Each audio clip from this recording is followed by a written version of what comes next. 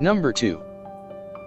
If you think investing is risky, wait till you get the tab for not investing. See, it's all risky. Getting married is risky. Having children is risky. Going into business is risky. Investing your money is risky. It's all risky. I'll tell you how risky life is. You're not going to get out alive. The Englishman says, well, if that's the way it's going to work out, let's give it a go. Right, that's what it's for. Give it a go. Somebody says, yeah, but I'm looking for safety and security. Fine, then huddle in a corner. We'll cover you with a sheet, bring you 3 meals a day. And we'll protect you, feed you, look after you, care for you. We won't let anything happen to you. And you'll probably live to be 100. The guy said, well, yeah, I'd live to be 100. But what a way to live. Right. What a way to live, safe and secure. Don't ask for security. Ask for adventure. Better to live 30 years full of adventure than 100 years safe in the corner. And see, it's not important how long you live. What's important is how you live. Here's the next attitude disease, pessimism. Pessimism, the deadly disease of always looking on the bad side, the problem side, the difficult side, checking all the reasons why it can't be done. The poor pessimist leads an ugly life. He doesn't try to figure out what's right. He tries to figure out what's wrong. He doesn't look for virtue. He looks for faults. And when he finds them, he's delighted. How ugly. Our lives are mostly affected by the way we think things are, not the way they are. The way we think they are affects us most. There's a subject we don't have time to get into tonight called better thinking habits. One of the major things Shove taught me when I met him, he said, poor thinking habits keeps most people poor. Not poor working habits. Most people work hard, but they don't think hard. And Shove taught me that the mind is like a factory, a mental factory. And whatever you think about all day long pours ingredients into this mental factory. And that's what builds the economic, social, financial fabric of your life. He quoted me a Bible phrase that says, as you think, so you become. How awesome. When he talked about poor thinking habits, he had me.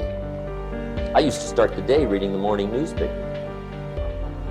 I mean, you can believe that or not. I'd get a cup of coffee and read the paper. I'd load up on wars and riots and murders and stabbings and killings and bank robberies and muggings and car wrecks and tragedies.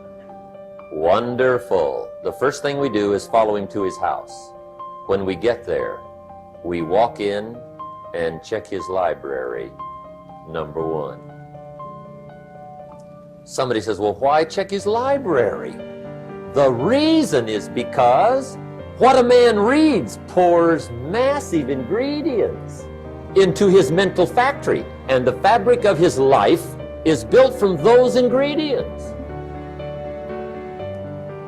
You would not believe what some people have got in their house to read. You would not believe. One of the best dressed up words I know for a lot of it is trash. The kids back in Danbury, Connecticut, high school, they're asking me questions one day. I'm talking to the kids. Kids got good questions these days. One of them said to me, Mr. Rohn, how do you build the good life? I said, it's simple. It's not easy, but it's simple. Here's how you build anything.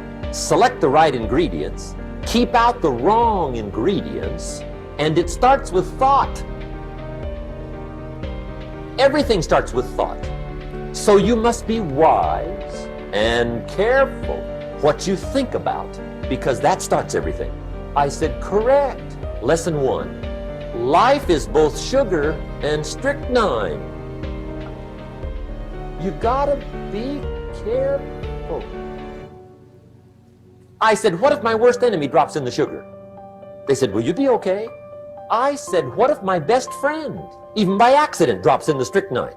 They said, well, you'd be dead. I said, correct. Lesson 2, it doesn't matter where you get the bad stuff. It'll still do its damage on your bank account. wherever you get it. Mr. Schoaf gave me one of the greatest phrases when I first met him when he said, Jim, every day stand guard at the door of your mind. How important. Stand guard at the door of your mind. And you decide what goes into your mental factory. Don't let anybody just dump anything they want to in your mental factory, because you've got to live with the results. The last disease, but this one is deadly. Engage in this one, indulge in it even slightly, and you might as well forget the future, because it's going to forget you. Complaining, crying, whining, griping. A Bible word called murmuring. See, that'll ace your future. Spend 5 minutes complaining, and you have wasted 5. And you may have begun what's known as economic cancer of the bone. Surely they will soon haul you off into a financial desert and there let you choke on the dust of your own regret. I hope I said that well, so you won't forget. It's a deadly disease. If you don't think it's bad, ask the children of Israel of Old Testament fame. Typical of us all, their story just happened to get in the book. Story says, children of Israel were slaves. God performed a series of dazzling miracles and got them out. And now they're heading for the promised land. Remember the story? Heading for the promised land. Tragedy of the story, they never got there.